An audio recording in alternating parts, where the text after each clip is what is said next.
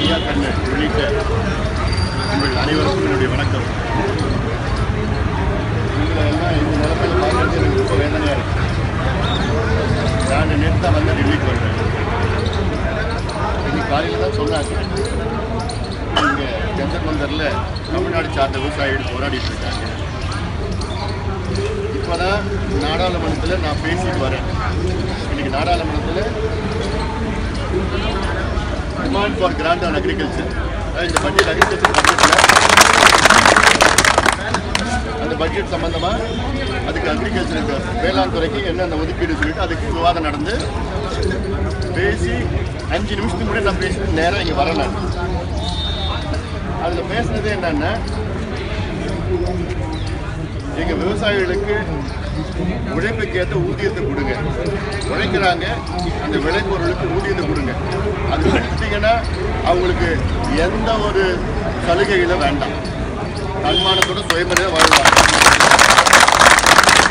அதில் என்னெல்லாம் பேசணுன்னா, ஒரு கரும்பு உற்பத்தி செய்கிறதுக்கு தமிழ்நாடு வேளாண் துறையில் தமிழ்நாடு வேளாண் துறை பல்கலைக்கழகம் இருக்குல்ல, வேளாண் பல்கலை, அதில் வந்து என்ன ஆராய்ச்சி மூலமாக சொல்லிட்டு இருக்காங்க, ஒரு டன் கரும்பு உற்பத்தி செய்கிறதுக்கு 3575 ரூபா தேவை கொடுக்குறாங்க. தமிழ்நாடு அரசு ஏதோ ஒரு 3 ரூபா சேர்த்து பிச்சை போட்டுட்டு இருக்காங்க. வரல, அறிவிக்கிறாங்க, ஒன்றும் வரல. அதெல்லாம் நான் நாடாளுமன்றத்தில் உள்ள பேசிட்டு வரது என்னன்னா சொல்லியிருக்கிறேன். இன்னைக்கு சாமிநாதன் உருப்படியாக ஒன்றே தான் சொல்லியிருக்கிறார், MS சுவாமிநாதன். மற்ற எதுவுமே எனக்கு விழுந்த கிடையாது. பசுமை புரட்சின்னு சொல்லிட்டு கெடுத்துட்டார், எல்லாத்தையும் கெடுத்துட்டு பூச்சிக்கொல்லி மருந்து எல்லாம் போட்டுக்கிட்டு நாசப்படுத்திட்டார் எல்லாத்தையும். அது சொன்னது ஒன்றுனா, வேளாண் ஊதிய குழு, ஃபார்மர் இன்கம் கமிஷன். இந்த ஃபார்மர் இன்கம் கமிஷன் படி என்ன செய்யணும்னா, உற்பத்தி எவ்வளோ ப்ளஸ் 50% லாபம். அந்த கணக்குப்படி ஒரு டன் கரும்பு உற்பத்திக்கு 2450 ரூபா உற்பத்தினா ப்ளஸ் 50%, 50 விழுக்காடு எவ்வளோன்னா 3576 ரூபா வருது. இதை கொடுத்துட்டா விவசாயிகளுக்கு சலுகை எதுவுமே வேண்டாம், எதுவுமே நீ லோனு தள்ளுபடி பண்ண வேண்டாம், எந்த சலுகை மானியம் எதுவுமே கொடுக்க வேண்டாம். எல்லா விவசாயிகளும் தன்மானத்தோட சுயமரியாதையோட அவங்க சந்தோஷமாக வாழ்ந்துடுவாங்க. இன்னும் லாபம் கொடுங்க. அதே போன்று நெல் ஒரு குவிண்டால் உற்பத்தி செய்யறதுக்கு தமிழ்நாடு அக்ரிகல்ச்சர் எவ்வளோ போட்டிருக்காங்க, 1529 ரூபாய் ஒரு குவிண்டால் நெல் உற்பத்தி செய்யறது விவசாயிகளுக்கு. ஆனால் MSP எவ்வளோ இருக்கு, 1470 ரூபாய். இப்போ 50 ரூபாய் நட்டத்தில் அரசாங்கத்துக்கு தெரிஞ்சே கொடுக்குறாங்க.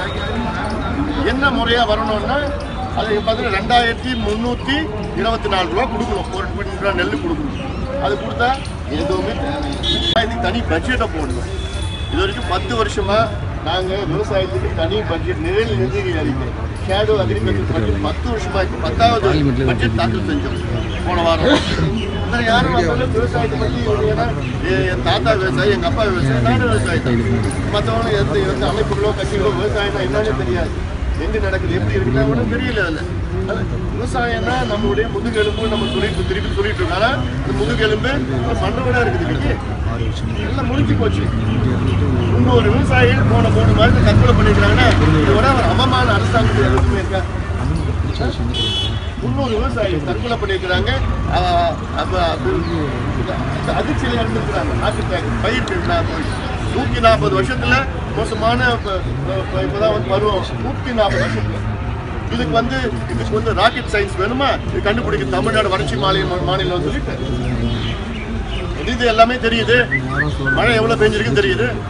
தமிழ்நாடு 32 மாவட்டத்திலேருந்து 21 மாவட்டத்தில் 60லேருந்து 80 விழுக்காடு பற்றாக்குறை மழை.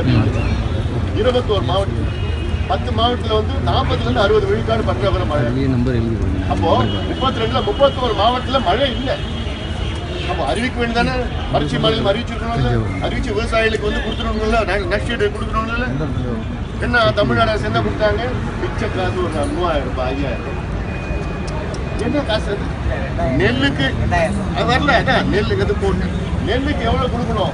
ஒரு நெல்லுக்கு ஒரு ஏக்கருக்கு 25000 ரூபாய் கொடுக்கணும்.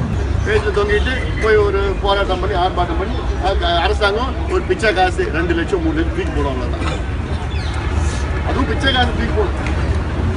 ஒரு உயிர், ஒரு விவசாயி, ஒரு உயிர்னா யாருக்கு அசிங்கம்? அதெல்லாம் அரசாங்கத்துக்கு அசிங்கம். அந்த அசிங்கம் கூட இல்லாது எவ்வளோ பேர் தற்கொலை பண்ணிருக்காங்க சொல்லிட்டு அரசாங்கம் வெறும் 17 பேர் தற்கொலை பண்ணிருக்காங்க. மனசாட்சி இல்லையா? தைரியமா நாங்கள் இருக்கிறோம், ஐயா இருக்கிறாரு, நான் இருக்கிறேன், உங்களோட உரிமை விட போறது. ஏன்னா இது வந்து நம்முடைய வாழ்வாதாரம். மறுபடியும் சொல்லிட்டு விவசாயிகள் என்னுடைய கடவுளா நான் பார்க்கிறேன். அப்பா அம்மா கூட எனக்கு கடவுள் விவசாயிகளை நிச்சயமா வாழ வைக்க போறோம். அதுல எந்த எல்லை கூட நாங்கள் போக போறோம். உள்ள நாடாளுமன்றத்து உள்ளேயும் சண்டை போட போறோம், வெளியிலையும் சண்டை போட போறோம். எல்லாத்தையும் நிச்சயமா நாங்க இருக்கிறோம். நீங்க தைரியமா இருங்க. அதனால ஆனா நீங்க யாரும் உங்க உயிரை நீ விட வேண்டாம். நீங்க வேணும், விவசாய பணத்துக்கு வேணும், நாங்கெல்லாம் உயிர் வாழத்துக்கு வேணும். நீங்க ஆனால் அதுக்கு நிச்சயமா அது நல்ல வரும், ஒரு காலம் வரும். அதுக்கு தகுந்த மாதிரி விவசாயிகள் தான் என்னுடைய முதலாளிகளா. அரசாங்கம் எப்படின்னா விவசாயிகள் முதலாளிகள் அந்த மனநிலையில இருக்கணும். அதனால நீங்க தைரியமா இருங்க. இப்போ என்னென்ன என்னால் தனிப்பட்ட முறையில் என்னென்ன செய்ய முடியும் நிச்சயமா நான் செய்ய தான் போறேன். நான் அது உங்களுக்காக நான் நிச்சயமா குரல் உள்ளேயும் சரி வெளியிலையும் சரி குரல் கொடுக்க தான் செய்கிறேன் நான். அதனால இதே நம்ம ஒரு ஆனால் எனக்கு ஒன்று விவசாயத்தோடைய ஒற்றுமை. இப்போ அந்த ஜல்லிக்கட்டுக்கு வந்து இந்த பிள்ளைங்க வெளில வந்தாங்கல்ல, ஜல்லிக்கட்டுக்கு வெளில வந்தாங்கல்ல, இப்போ 2 மாதத்துக்கு முன்னாடி வெளில வந்தாங்கல்ல, அப்போ சட்டம் முடியாதுன்னு சொன்ன அரசாங்கத்திலேயே நாடாளுமன்றத்தில் பல முறை நான் பேசினேன். மோடி அவர்களை நேரடியாக பார்த்து சொன்ன காவிரி மேலாண்மை வாரியம் அமைங்க, நிச்சயமா அமைப்போம். என்ன பிரச்சனை? இப்போ கர்நாடகாவில் எலெக்ஷன் வரும், அடுத்த வருஷம் கர்நாடகா எலெக்ஷன் வருது, அது வரைக்கும் வராது. என்னன்னா தமிழ்நாட்டில் பிஜேபியோ காங்கிரஸ் ஆட்சிக்கு வர முடியாது, ஆனால் கர்நாடகாவில் அவங்க வரலாம். அதுக்காக தான் தமிழ்நாடு அவங்களுக்கு ஒன்றும் இல்லை. அதனால தமிழ்நாடு பற்றி கவலையே இல்லை. அவங்களுக்கு கர்நாடகா சப்போர்ட் பண்ணுறாங்க, பிஜேபி வெளிப்படையாக சப்போர்ட் பண்ணுறாங்க. உச்சநீதிமன்றம் சொல்கிறாங்க, போன வருஷம் என்ன சொல்கிறாங்க உச்சநீதிமன்றம்? காவேரி மேலாண்மை வாரியம் 4 வாரத்திலே அமைக்க வேண்டும். யார் சொன்னால்? Supreme court of India. இதோட ஒரு வாய்ப்பு கிடைக்குமா யாருக்காவது? சுப்ரீம் கோர்ட் ஆனால் அரசாங்கம் சரின்னு சொல்லிட்டு 3 நாளுக்கு அப்புறம் சொல்லுது முடியாது, நாடாளுமன்ற சட்டம் கோதாவரி மேலாண்மை வாரியம் சட்டம் கொண்டு வரீங்களா, இல்லை நர்மதா மேலாண்மை வாரியம் சட்டம் கொண்டு வந்தீங்களா நாடாளுமன்றத்தில்? இல்லை இப்போதையா? அப்போ இது ஏமாத்துறது. ஆனால் இங்கே தமிழ்நாடு என்ன பண்ணுவாங்க? பிரச்சனைகள்லாம் கொஞ்சம் போராடிங்கன்னா கடிதம் எழுதுவாங்க, அப்புறம் டெலிகிராம் அனுப்புவாங்க, சட்டமன்றத்தில் தீர்மானம் போடுவாங்க, அவ்வளோதான். அப்புறம் முடிஞ்சு நீங்களும் சரிப்பா தமிழ்நாடு சரி காவிரி தாய் பட்டம் கொடுத்துருக்கீங்க. யாரு கொடுத்தீங்க? காவிரி தாயின் பட்டம் கொடுத்தீங்க. தண்ணி வராம காவிரி தாயின் பட்டம் கொடுத்தீங்க. அதெல்லாம் எல்லாம் முடிஞ்சு போச்சு. காலால டெல்டால காலால தானே தள்ளுவாங்க தண்ணியை. என்ன தியாகம் நாங்கள் பண்ணுவோம். எங்கள் உயிரே போனாலும் அந்த மேகதாது விட போட்டோம்னு சொல்லிட்டு எனக்கு லெட்டர் போட்டாங்க. என்ன போட்டாங்க? தமிழ்நாடு அரசாங்கம் அனுமதி இல்லாமல் மேகதாது அணை கட்ட முடியாதுன்னு லெட்டர் போட்டுருக்காங்க. அவங்க தான் அமைச்சர். அது ஏற்கனவே பார்த்தா தண்ணி கிடையாது, டெல்டால சுத்தமாக முடிஞ்சு போச்சு. அங்கே இருக்கிற இடத்தெல்லாம் போய் பிளாட் போட்டான், பாதி இடம் பிளாட் ஆயிடுச்சு.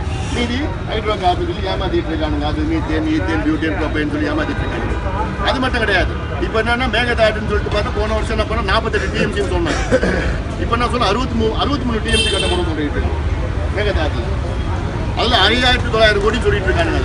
இது குடிநீர் பிரச்சனை. 63 டிஎம்சி குடிநீர் வேணுமா பெங்களூர்? ஏற்கனவே என்ன டேம் யார் கட்டுறது? எப்போ கட்டுறது? ஒரு டேம் தான் கேஆர்எஸ் டேம் தான் இருந்தது. கலைஞர் வந்தார் 70லேருந்து 74 வரை இந்த 3 டேம், ஹேமாவதி, ஹாரங்கி, கபினி 3 டேம் கட்டிருக்காங்க. அந்த டேம் விதிக்கு விட்டுலாம் நீ தண்ணி கிடையாது, விட்டுருக்கூடாது. அன்னைக்கு சண்டை போட்டுருக்கணும் இல்லையே, இன்னைக்கு தண்ணி இப்போ இன்னொரு டேம் கட்டணும்னு சொல்லிட்டு இருக்காங்க. அதெல்லாம் வாய்ப்பே கிடையாது. அது கட்ட விட போகிறதுல இது என்ன பிரச்சனைனா காவிரி மேலாண்மை வாரியம். அது ஒரு சரித்து உங்களுக்கு தெரியும். 90ல் வந்து காவிரி நடுவர் மன்றம் அமைச்சு 91 இடைக்கால தீர்ப்பு கொடுத்தாங்க. 2007 வந்து உயிர்க்கு தீர்ப்பு கொடுத்தாங்க. 2013 கெசட் நோட்டிஃபிகேஷன் பண்ணானுங்க. பண்ணிட்டதுக்கு அப்புறம் 6 மாசத்துல காவிரி மேலாண்மை வாரியம் அமைக்கணும்னு சட்டத்தில் இருக்கு. முந்திரி இருக்கு, மலா இருக்குது. ஒன்று ப்ராசஸ் பண்ணுறதுன்னு சொல்லிட்டு இருக்கேன். உருளைக்கிழங்கு விற்றா ஒரு 2 ரூபாய் ஒரு கிலோ. உருளைக்கிழங்கு சிப்ஸ் வந்து 200 ரூபாய். அதே சிப்ஸை வந்து நல்லா பேக் பண்ணி அழகாக பேக் பண்ணி பேக்கிங் இன்டர்நேஷனல் பேக்கிங் பண்ணி 1000 ரூபாய். இதுதான் மதிப்பு கூடுறது. இதெல்லாம் ஒவ்வொரு மாவட்டத்திலையும் செய்யணும். ஒவ்வொரு மாவட்டத்திலையும் அதெல்லாம் அவசியம் இருக்கணும்.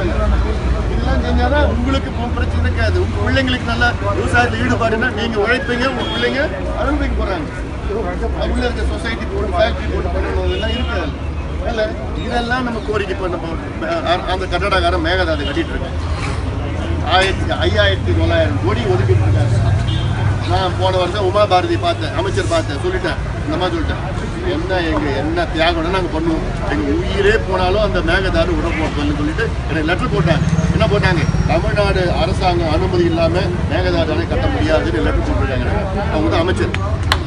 அது ஏற்கனவே பார்த்தா தண்ணி கிடையாது, இருந்தாலும் சுத்தமாக முடிஞ்சு போச்சு. அங்கே இருக்கிற இடத்தெல்லாம் போய் பிளாட் போட்டான், பாதி இடம் பிளாட் ஆயிடுச்சு. மீதி ஹைட்ரோ கார்பன் சொல்லி ஏமாத்திட்டு இருக்கானுங்க. அது மீத்தேன் பியூட்டேன் ப்ரோபைன் சொல்லி ஏமாத்திட்டு இருக்காங்க. அது மட்டும் கிடையாது. இப்போ என்னன்னா மேகதாதுன்னு சொல்லிட்டு பார்த்தா போன வருஷம் என்ன பண்ணா 48 டிஎம்சின்னு சொன்னாங்க. இப்போ நான் சொன்ன 63 டிஎம்சி கட்டப்படும் சொல்லிட்டு மேகதாது.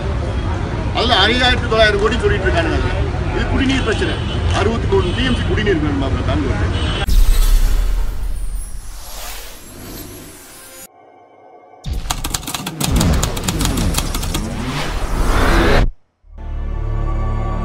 இந்த வீடியோ பிடிச்சிருந்தா லைக் பண்ணுங்க, ஷேர் பண்ணுங்க, கமெண்ட் பண்ணுங்க, அப்படியே சப்ஸ்கிரைப் பண்ணுங்க.